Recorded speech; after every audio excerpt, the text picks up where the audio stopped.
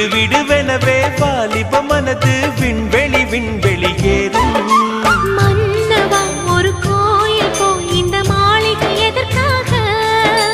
தேவியே என் ஜீவனே இந்த ஆலயம் உனக்காக. வானில் ஒரு புயல் மழை வந்தால் அழகே என்னை எங்கனம் காப்பாய். கண்ணே உன்னை என் கண்ணில் வைத்து இமைகள் எனும் கதவுகள் அடைப்பேன். சத்தியமாகுமா? நான் சத்தியம் செய்யவா?